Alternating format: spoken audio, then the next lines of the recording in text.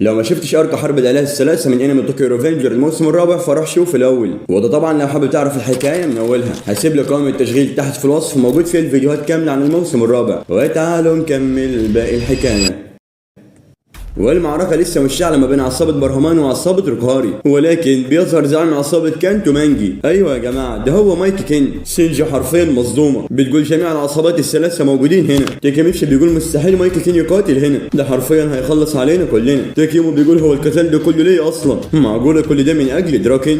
وبالفعل ساوث بيقول لهم يلا بينا نبدا حرب الالهة الثلاثة. سانجو بيمر العصابة بيقول لهم اقتلوا الجميع، ده عصابة كانتو مانجي يا جماعة بتتخلى عن دراكن. المهم سينجي بتدي الاوامر لعصابة برهمان وبتقول لهم توقفوا، ما تخلوش الغضب يسيطر عليكم، ففي النهايه احنا كلنا خسرانين. الوضع للاسف كل ما بيروح للاسوء. المهم ان ابي الزعيم بيكلم مايكي كين وبيقول له انت عاوزنا نتحرك ولا ايه؟ بيرد عليه مايكي كين وبيقول له لا خليك انت، فانا تركت الباقي لهاروتشي وبقيت العصابه. بيرد عليه وبيقول له طب انت هتتحرك ولا لا؟ قال انا مش مهتم بكل اللي بيحصل ده اصلا. ساوزي بيكلم اعضاء عصابه تنجيكو السابقين وبيقول لهم خلونا ننسى عصابه كانتو مانجي دلوقتي ويلا بينا نخلص على عصابه برهمان. وطبعا من النادر جدا رؤيه اكاشي وهو غاضب. ساوزي بالفعل بيمر عصابه روكهاري تانداي وبيقول لهم اهجموا على عصابه برهمان. القاده طبعا بيكلموا ساوزي وبيقول لهم مفهوم يا ريس. تاكيوم يا جماعه غاضب جدا من اللي بيحصل ده. كمان بيمر عصابته اللي هي عصابه برهمان وبيقول لهم اهجموا على عصابه روكهاري تانداي. سينجي بتكلم تاكيومي بسرعه بتقول له توقف، لازم تسيطر على نفسك يا تاكيومي، حرفيا مفيش غير احنا بس اللي هنطلع خسرانين من المعركه دي، فانت لازم تفهم كده. ولكن تاكيومي الغضب عميق خالص، ده عايز يا جماعه ينتقم من ساوز. لسه سينجي هتروح تتدخل مع تاكيومي، وكا بيقول لها خليك انت يا زعيمه، سيبي بس القتال ده على احنا واحنا هنخلص لك عليهم. وكا بيكلم تاكيميتشي وبيقول له يعتني باميره عصابه برهمان اللي هي طبعا سينجي كوراجي، وعامه بياخد بينك معاه وبيروح للمعركه. تاكيومي غضب جدا من اللي ساوز بيعمله، ده حرفيا يا جماعه بينفجر من الغضب، ده حالف ليخلص على ساوز هو وكل عصابته. ولكن ده كثير من عصابه روكهاري تانداي بيحاصروا تاكيومي وبيقول له انت ليه قتلت دراكن؟ ده حتى ما كانش عضو رسمي في عصابه برهمان. طب قول لي بس فايده واحده من اللي انت استفدتها منه لما قتلت دراكن، فلو انت فعلا كنت عايز تقتل شخص تاني كان ممكن تقتلني انا. دراكن ملوش اي ذنب في اللي بيحصل ده.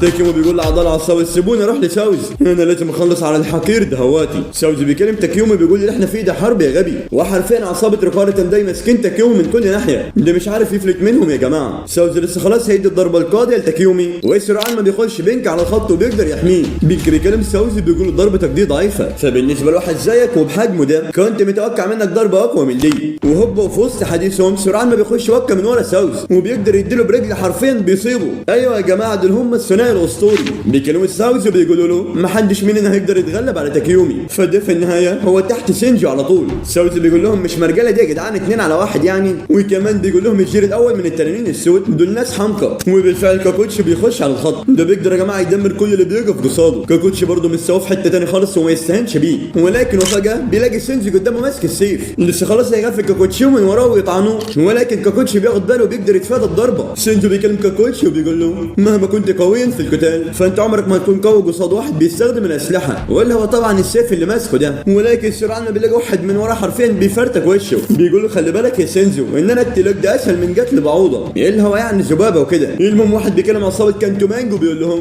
انتوا واقفين ليه هنا؟ ايه اللي انتوا بتعملوه ده ممل للغايه. وكمان ان الشائعات المنتشره حول عصابه روكهاري تانداي هل دي فعلا صحيحه ولا غلط؟ ولكن بيقدر ساوزي بسهوله يهزم 100 من اعضاء عصابه برهمان. ساوزي بيكلم الثنائي الاعظم وبيقول لهم انتوا اكيد طبعا اسم على مسمى، وانا عارف انكم قوتكم فائقه. بقيت اعضاء عصابه روكهاري تانداي حرفيا مظلومين من الثنائي دول حرفيا وحوش يا جماعه. ايوه دول هم بينك ووكا.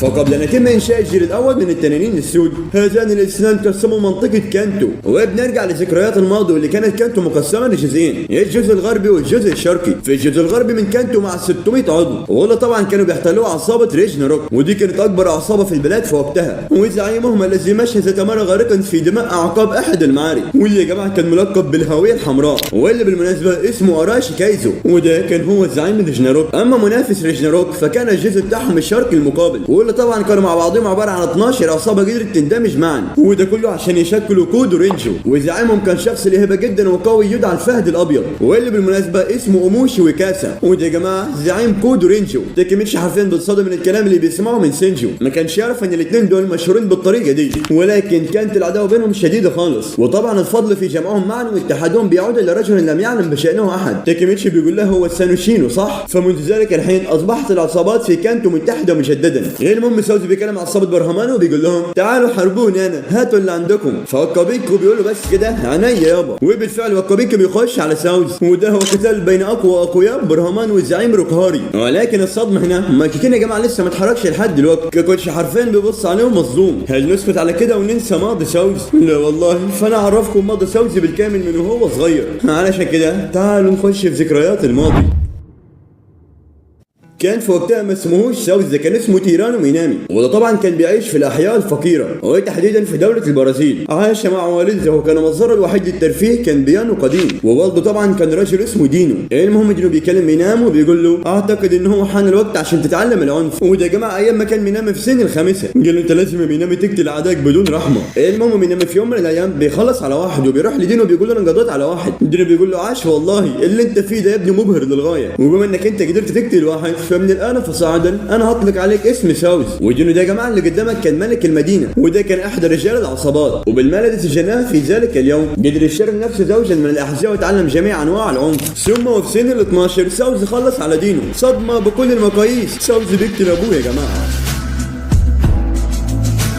بس لا، ده كان بيقتله وهو بيبكي. بس هو ليه عمل كده؟ للاسف مفيش اي معلومات مذكوره بخصوص الموضوع ده. وبعدها تيرانو مينامي بينضم للعصابه عندما كان في سن ال 12 عاما، واللي اسمها عصابه دينو ساوزي، هو الزعيم طبعا تيرانو مينامي، وتحديدا الملقب بساوزي. وايام ما كان عنده 14 سنه بتقتحم عصابه المنزل بتاعه، وبتقدر للاسف تقتل امه، وللاسف امه بتفارق الحياه. ومن هنا بنعرف ان مينامي بيفقد والديه الاثنين. من ساعتها بيقول انا هقعد ليه هنا يا عم في البرازيل، فانا ما عنديش قرايب ولا حبايب ولا اي حاجه.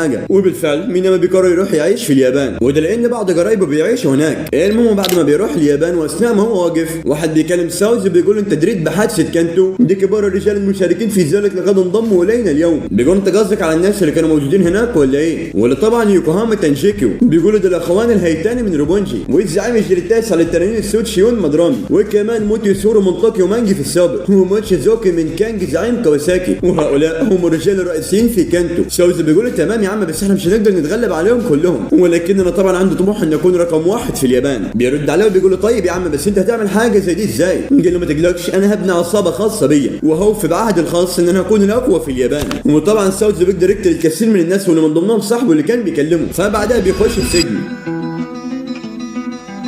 وفي عام 2007 تم اطلاق سراح تيرانو مينامي. تيرانو اول ما بيطلع من السجن وبيقابل اصدقائه بيقول لهم شكرا على الانتظار ايها الاقوياء. وفي نفس العام تم تاسيس عصابه روكهاري تانداي. ساوزي بيكلم القاده في العصابه بيقول لهم انا عايز اجيب كاكوتشو، وده طبعا المشهور بانه اقوى راجل في تنجيكيو. واحد من القاده بيقول له بس كاكوتشو اكيد طبعا مش هيستمع عليك، وكمان مش انت بس يا ساوزي اللي هو مش بيستمع لك، ده حتى كلنا ما كانش بيستمع لولا واحد مننا. ساوزي بيضحك ضحكه هستيريه وبيقول له ما تقلقش يا عم فانا جيد جدا في التفاوض. وبالفعل ساوزي بيروح لكاكوتشو بيقول له تنضم معايا في عصابه روكهاري تانداي. كاكوتشي بيقول له في احلامك يا بابا. سرعان ما ساوزي بيخش عليه وبيقدر يصيب كاكوتشي اصابات خطيره. ده خلاص يا جماعه كاكوتشي بين الحياه والموت. كاكوتشي بيكلم ساوزي وبيقول له خلاص انا هنضم ليك، انا بعترف بهزيمتي. وبالفعل ساوزي قدر يخلي كاكوتشي ينضم لعصابته عن طريق القتال. وده بعدين يا جماعه بعد ما كاكوتشي كان هيفارق الحياه. وبالفعل بيعترف ان ساوزي لا مثيل له. ومن هنا لازم تعرف ان كاكوتشي انضم لعصابه روكهاري تانداي بالقوه. وبنروح للمعركه. ساوزي بيكلم بينك واكا وبيقول لهم يا عم مالكم معقوله تعبتوا بالسهوله دي؟ ده انا لسه حتى ببدا. بينك بيكلم ساوزي بيقول انت مجنون ولا ايه؟ ده احنا وحوش يابا. عامه فاحنا هنوريك من هم الثنائي الاسطوري. وبنروح لكاكوتشي بيبص حرفيا على الناس ده همتهم مظلومين، دول هم جماعه الجيل الاول من اقوى الثنائي في بلاك دراجون. بيقول انا ما يهمنيش قوه الاثنين دول، ففي النهايه مش هيقدر يفوز ابدا على تيرانو ساوزي. وطبعا يا جماعه بيقصد بالكلام بينك وكا. ده ساوزي يا جماعه راجل عنيف للغايه، وده هو راجل الذي هزم منفذي تنجيكيو بسهوله.